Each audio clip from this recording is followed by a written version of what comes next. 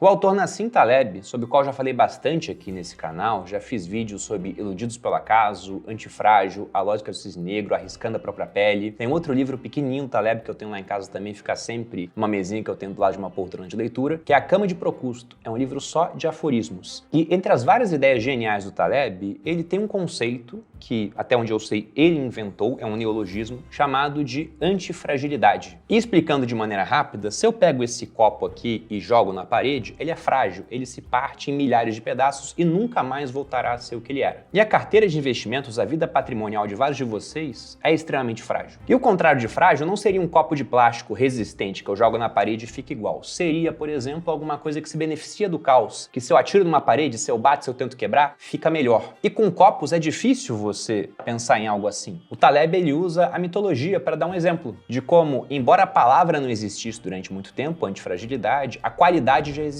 em um ser mitológico, que era a Hidra de Lerna, um monstro que aparece nos 12 Trabalhos de Hércules, é o seu segundo trabalho, com um corpo de dragão, múltiplas cabeças de serpente, um hálito venenoso, como desgraça pouca é bobagem, toda vez que Hércules cortava uma cabeça da Hidra, duas nasciam no lugar. Então veja que ela praticamente pedia, Hércules, corte minhas cabeças, ela ficava mais forte dessa forma. Então a Hidra seria a figura ideal daquilo que é antifrágil. E feito esse preâmbulo, o Taleb fala que para que você possa caminhar para antifragilidade na sua vida, ou seja, deixar de ser frágil, destruído quando o caos chegar, para até melhorar quando esse tipo de coisa acontece, a melhor maneira para isso seria removendo as fragilidades. Não quer dizer que você vá atingir a antifragilidade, talvez seja até utópico, pensando em nós, seres humanos. A gente pode se beneficiar do caos, mas somente até certo ponto. Mas de toda forma, estar menos frágil é sempre interessante. E esse é o objetivo desse vídeo, te mostrar 5 hábitos que, se retirados da sua vida, te deixarão menos frágil e com uma caminhada até o primeiro milhão muito menos tortuosa.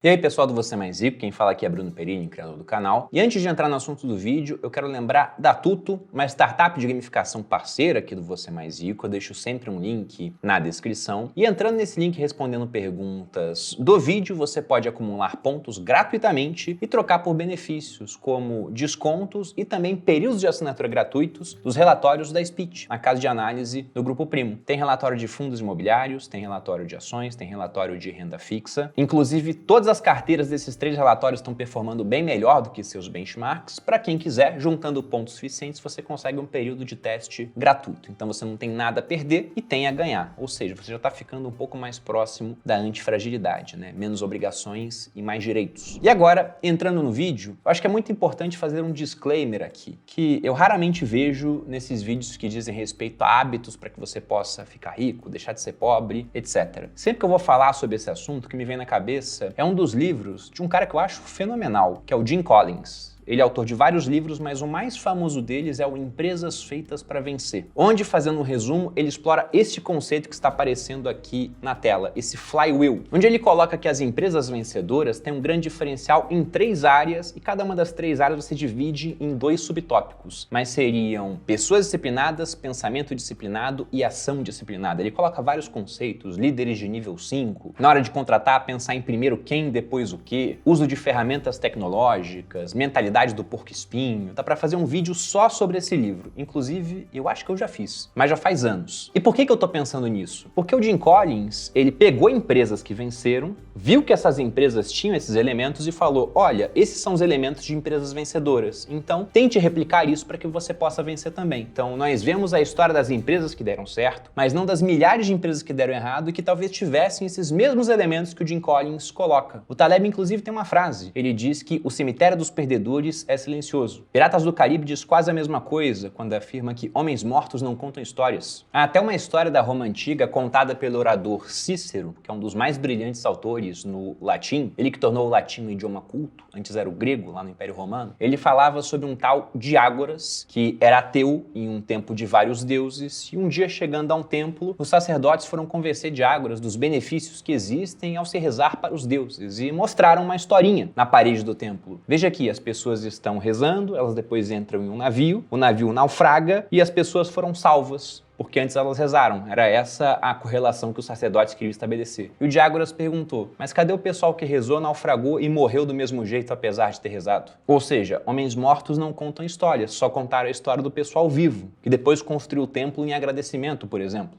E tudo isso para falar que seria muito mais simples se a vida fosse, como alguns veem, um jogo de xadrez, onde basta você ver o que um grande jogador fez numa partida, tentar replicar e se der sorte de pegar um cara que não conhece aquele movimento, você vai vencer. Só que a vida não é um jogo de xadrez, porque há muita aleatoriedade envolvida. E o xadrez basicamente é um jogo de estratégia. Não há sorte envolvida, ou pelo menos não muita. Bem diferente, por exemplo, de um jogo de pôquer. E você não pode falar que só há sorte envolvida no pôquer, não é isso, mas apesar da sorte, o que acontece é que um jogador muito bom, ele tende a ser vitorioso ao longo do tempo. No começo de uma partida, aquele jogador iniciante, ele pode até começar ganhando, mas se ambos ficarem tempo suficiente no jogo, o que acontece é que o dinheiro do iniciante acaba indo para as mãos do jogador profissional. Eu prefiro mais essa analogia e ela guarda inclusive um paralelo com uma frase do filósofo Schopenhauer, que dizia que o destino embaralha as cartas e a gente joga. Ou seja, as cartas que cada um vai ter para começar a sua vida serão muito diferentes de outras pessoas. É indiscutível que um homem americano que nasceu no século XX saiu com cartas muito melhores do que uma mulher afegã que nasceu lá no Afeganistão durante o regime do Talibã. Com certeza ela vai ter muito menos oportunidades, vai enfrentar muito mais obstáculos do que esse homem americano. Então ele tá com cartas muito mais favoráveis. Contudo, apesar disso, tem gente que vai nascer com a canastra limpa na mão e vai ser capaz de sujar a canastra, enquanto outros vão nascer sem nada e vão conseguir fazer 500 ou 1000 pontos lutando contra tudo e contra todos. E o objetivo aqui não é colocar 5 hábitos que, nossa, se eu conseguir isso aqui, certamente eu vou ficar milionário, eu vou deixar de ser pobre, mas com certeza vão facilitar a sua caminhada. Então podem não ser certeiros quanto ao seu objetivo, mas eles vão tirar um monte de fragilidades para te auxiliar a chegar lá. E sem mais delongas, qual é o primeiro dos hábitos que deve ser removido da sua vida? O primeiro é um dos mais simples. Na verdade, é meio óbvio, só que as pessoas não fazem. É não ter controle sobre os seus gastos. E tá certo que, poxa, uma família que ganha um salário mínimo para sustentar 5 pessoas, por mais controle que tenha, geralmente vai ficar no limite do orçamento, talvez até fique devendo. Eles têm que se concentrar muito em tentar aumentar essa renda. Mas tem muita gente que ganha 5, 10 mil, 15, 20. Já vi pessoas ganhando 50 mil reais e mesmo assim estando endividadas. Também é porque o preço do tomate está subindo, do milho? Não, simplesmente é uma absoluta falta de controle do dinheiro. E se a pessoa gasta tudo que ela ganha, e muitas vezes mais do que isso, como é que ela vai conseguir investir para aumentar a capacidade de consumo dela no futuro? E com essa falta de controle, ela inclusive fica endividada. E essa é uma diferença primordial que existe entre alguém que tem uma mentalidade para investir e construir patrimônio e alguém que tem uma mentalidade para se endividar e destruir patrimônio. Veja que o investidor, ele tem um certo orçamento, ele tem ganhos no mês, ele vai gastar menos do que ele ganha, então sobra um valor, ou seja, ele abre mão do consumo presente para que ocorra essa sobra, de modo a investir esse dinheiro e ter mais poder de consumo no futuro. Enquanto o endividado, ele faz justamente o contrário, ele consome tudo que ele ganha, ele quer consumir mais, então ele adianta capital do futuro, ele pega emprestado, aumenta o poder de consumo dele hoje, só que à custa de poder de consumo futuro. Ele aceita ter menos lá na frente, porque se ele continuar ganhando a mesma coisa, ele tem que pagar o dinheiro emprestado e tem que pagar ainda os juros desse dinheiro, que é o preço do dinheiro no tempo, e que aqui no Brasil costumam ser bem salgados. E o primeiro passo para você reverter essa lógica é começar a controlar aquilo que você gasta, é controlar o seu orçamento, fazer com que ele se encaixe dentro do que você ganha de modo a sobrar alguma coisa para que você possa investir. E aí chegamos no segundo ponto. As pessoas, quando querem investir, ainda que consigam fazer sobrar uma poupança, geralmente cometem erros. Elas compram passivos acreditando que são ativos. E aqui eu não estou usando a definição contábil desse termo, mas sim aquela definição que o Robert Kiyosaki usa em Pai Rico, Pai Pobre. Ele chama ativo de tudo que coloca dinheiro no seu bolso e passivo de tudo que retira dinheiro do seu bolso. Então, vou dar um exemplo usual, vocês com certeza conhecem alguém que já fez isso, talvez até você já tenha feito a mesma coisa. Você começa a tomar conta do seu orçamento para poupar dinheiro porque você quer conquistar um objetivo futuro, de trocar o seu carro, um Palio velho, por um Honda Civic, por um Corolla, algum carro assim, que é bem mais caro. Então, o que você faz? Você poupa. Veja que você já é mais maduro do que boa parte da população que simplesmente faria um financiamento do veículo, adiantando, um dinheiro que eles terão no futuro para o presente, topando pagar os juros para isso. Juros, inclusive, salgadíssimos no financiamento de carro. Mas você fez o oposto, você está poupando para comprar o carro e depois de um tempo você vai conquistar o seu objetivo e vai comprar o carro. Mas veja que antes você tinha uma renda para manter um Palio, agora você tem a mesma renda para manter um carro que é mais caro e que vai ter provavelmente uma manutenção mais cara, um seguro mais caro. O Palio você topava deixar sem lavar, parava fora de estacionamento, o Corolla vai estar lá lavadinho, vai estar sempre no estacionamento, então você terá custos mais altos para a mesma renda que você tinha antes. Ah, mas é um patrimônio. Sim, um patrimônio que diminui de valor normalmente ao longo do tempo e tira cada vez mais dinheiro do seu bolso. O filósofo romano Sêneca dizia uma frase mais ou menos assim: como é triste a vida daqueles que a duro custo adquirem algo que a mais duro custo ainda será mantido. E esse é o retrato de boa parte das pessoas. Qual seria o ideal? Seria você pegar esse dinheiro que você poupou para comprar ativos que ao longo do tempo vão gerar mais renda, para que aí sim você possa usar essa renda para comprar esses passivos. Essa seria a mentalidade vencedora no caso. Poxa, Bruno, mas isso é muito difícil de fazer. Sim, e eu sou um exemplo vivo disso. Depois que me formei na Academia Militar das Agulhas Negras, eu comprei um carro, um Citroën C3 preto. Inclusive uma péssima compra. Não aconselho, fui ouvir minha mãe, que achava o carro muito bom. Não sei porquê, ela não entende absolutamente nada de carros. Comprei, todos os vidros elétricos do carro quebraram mais de uma vez. Eu fiquei 6 anos com esse veículo, enquanto vários amigos meus faziam exatamente o que eu descrevi neste tópico. Eles tinham uma renda, eles economizaram, compraram um carro que removia mais renda ainda depois de adquirido, porque era seguro, era IPVA, era tudo aquilo que eu falei que é mais caro. Eu não fiz a mesma coisa, eu preferi investir o dinheiro, comprar ativos. E quando eu troquei de carro, eu troquei por um modelo inclusive abaixo. Eu peguei um Renault Clio, 2 portas vermelho, sem direção hidráulica, o que ainda me fazia economizar com a academia, né? Já que cada baliza era quase aquele Hadouken, né? Que o Ryu e o... É o Ken que fazia isso?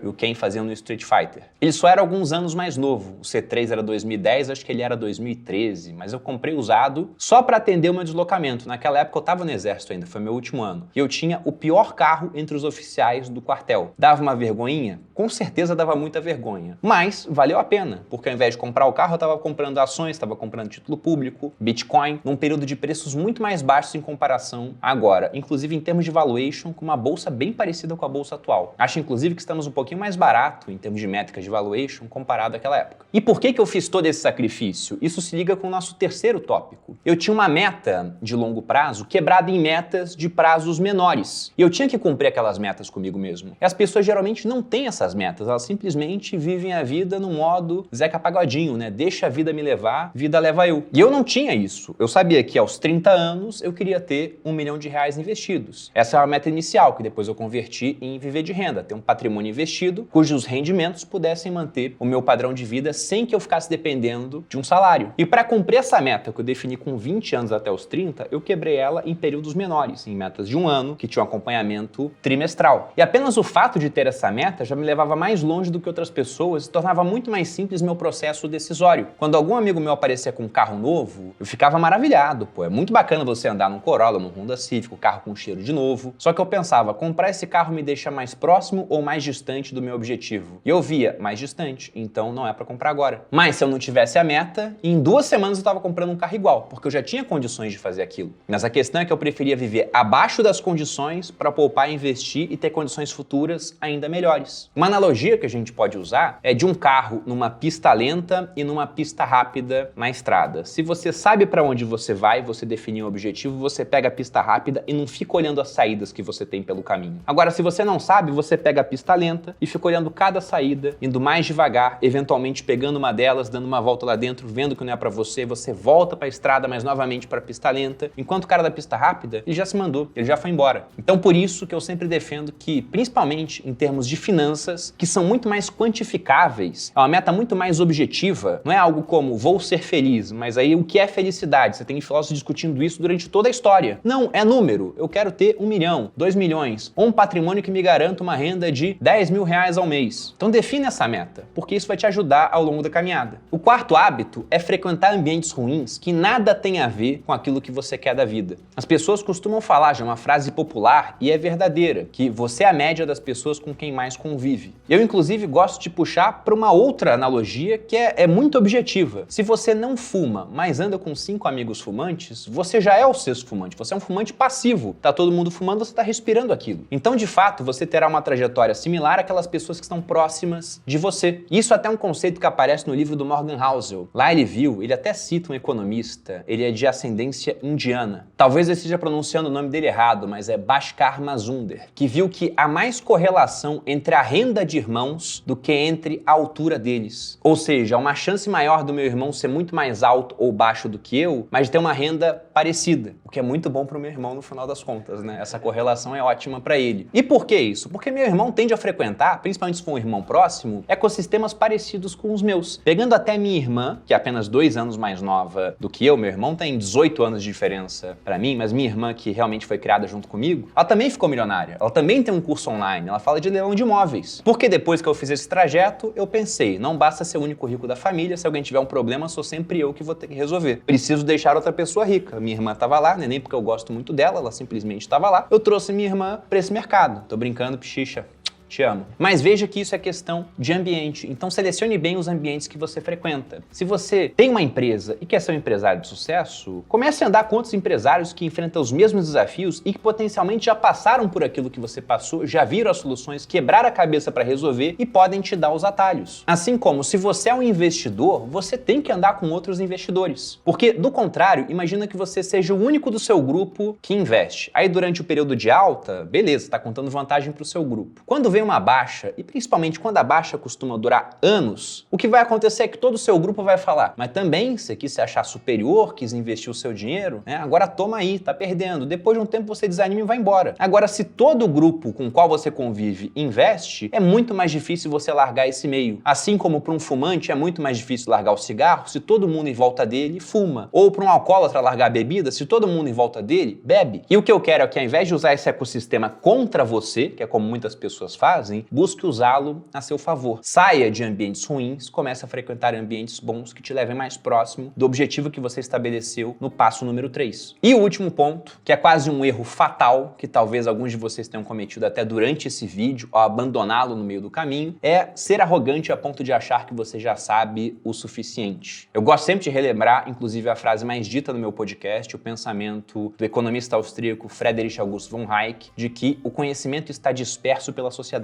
Ele falou isso durante o seu discurso quando estava recebendo um prêmio Nobel, que foi transformado num livrinho chamado A Pretensão do Conhecimento. O Hayek defendia a ideia de que sistemas centralizados teriam pouca chance de dar certo, porque o mundo é tremendamente complexo. E por mais inteligente que seja uma cabeça, ela não deterá todas as respostas, porque o conhecimento está disperso, está entre várias cabeças na sociedade, muito mais concentrado em umas cabeças do que em outras, mas ainda disperso. De modo que você sempre tem o que aprender com os outros e provavelmente o que você quer na sua vida, mas ainda não conquistou, pode estar naquilo que você não sabe. Ou se já sabe, você ainda não faz, talvez até porque um ambiente venha te prejudicar. E talvez esse conselho se torne até muito mais importante em um mundo com uma evolução tecnológica se acelerando, onde as coisas mudam cada vez mais rápido e aquilo que você sabia, principalmente em termos de ferramenta, de maneiras de trabalhar, começa a ficar desatualizado num prazo cada vez mais curto. De modo que, se você acha que já sabe o suficiente a ponto de não precisar aprender mais, você está sendo arrogante, porque provavelmente você não sabe. E assim como eu comecei esse vídeo falando do Taleb, eu vou fechar com uma outra frase do Taleb. Ele sempre diz, se você é tão esperto, por que não é tão rico? Então, se você se acha muito esperto no mundo financeiro, por que ainda não é tão rico? Talvez porque você ainda precisa aprender mais. E é isso. Da minha parte, eu fico por aqui. Espero que tenham gostado do vídeo. Deixe comentários aqui com sugestões, o que você achou desses pensamentos. Me acompanhe nas redes sociais. Um grande abraço e até a próxima.